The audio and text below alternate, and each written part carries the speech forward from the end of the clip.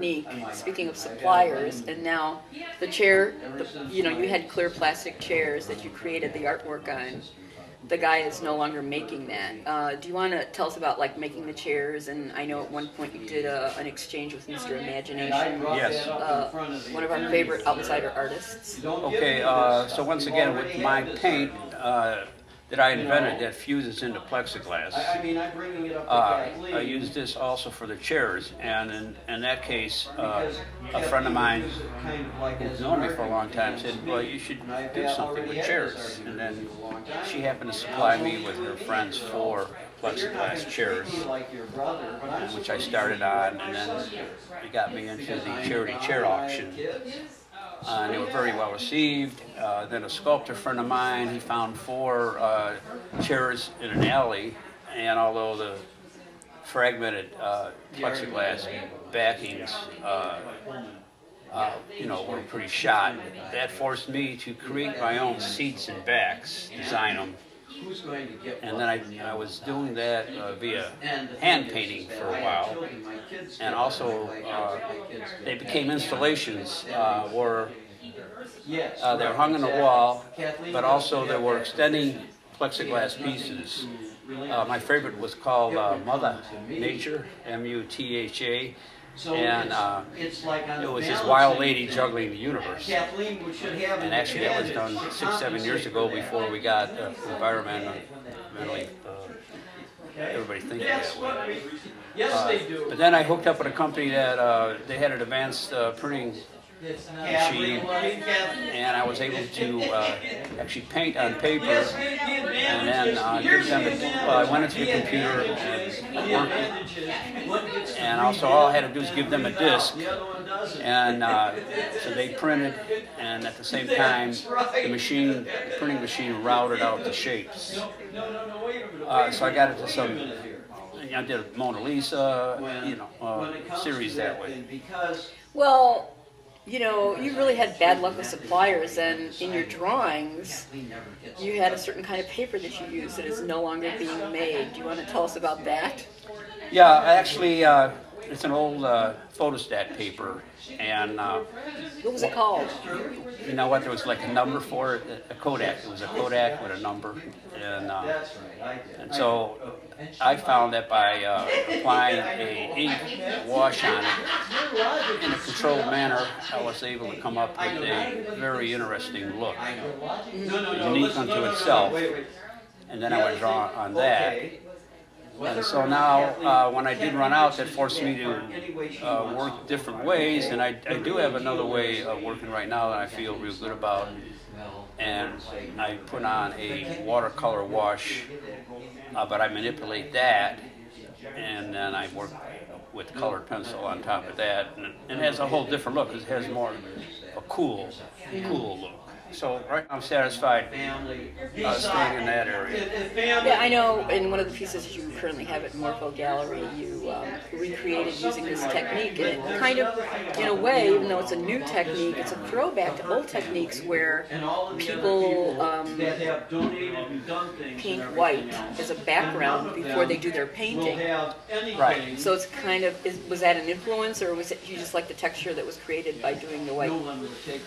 Okay, so when I did like a blue wash, but if, when I wanted to apply the color, which I wanted to keep as pure as possible, first of all, I went over the paper with white grease pencil, and then put my colored pencil over that to keep the color extremely vibrant. So you have a number of galleries representing you, you know, besides David Lee at Morpho Gallery, you have David Leonardis at David Leonardis Gallery, and you're also going to Miami. Do you want to tell us about this? It's an interesting story because last summer David had a promoter come in. David Leonardis. And the promoter was David Stern, and who's out of New York. So your name has to be David if you do galleries. That seems to be the case. That's 3 I got. Anyway, over a period of time, David Stern felt my work should be more exposed, and he did make some connections with Miami through Art Lawrence Gallery out of New York, and decided I want Walter's work to be seen internationally, and so he has arranged for it to be shipped there, and he's going to fly me in for the major international shows. I want some of my wine. So you did a piece in using this grease pencil technique that is on exhibit at the Morpho Gallery. Very good. That's kind of like an anti-war piece with birds and No, you're missiles. taking Do you it want with to you. talk about that a little bit? Yeah, my statement starts out, peace birds, war birds.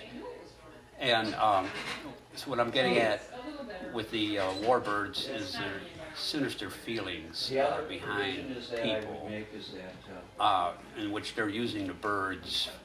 For example, the birds have insignias on them related to military aircraft, and the women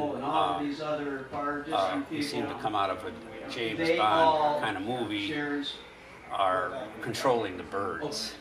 Well, it's interesting because the main face in that piece looks like a cross between a young Elizabeth Taylor and Tippi Hedren and the Birds.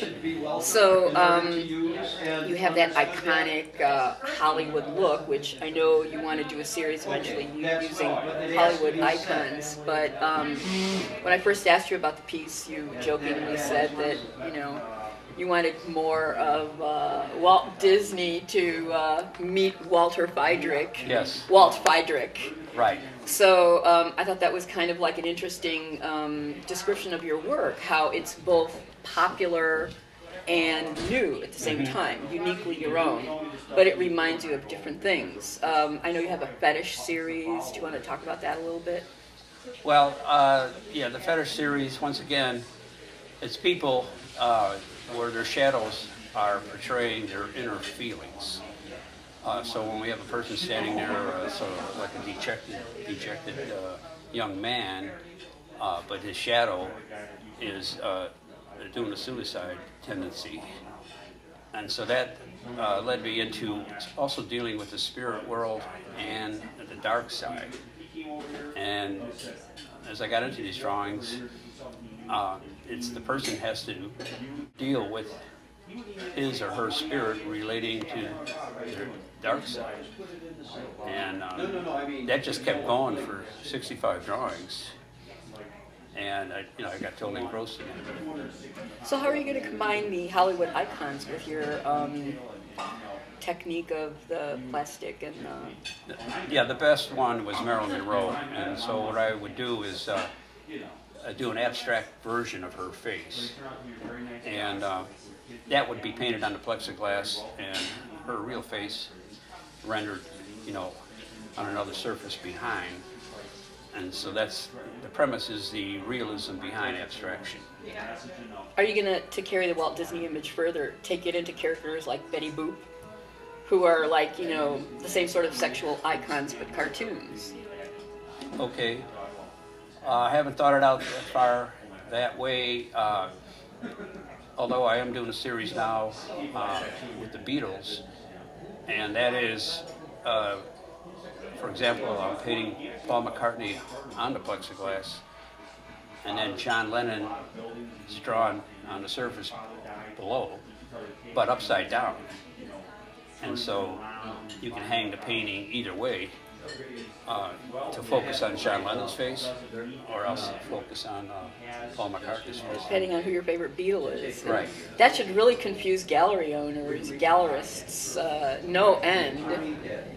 Well, let me add to that. I've turned that into performance, and that is somebody will be looking at the painting, and I'll just walk over and say, I'm not comfortable with it this way, and rehang it because it's already wired, and rehang it, and then I'll just walk away without saying anything. People's like, who was that masked man? Right. But because of course the artist has the right to do that, but if they don't know that you're the artist,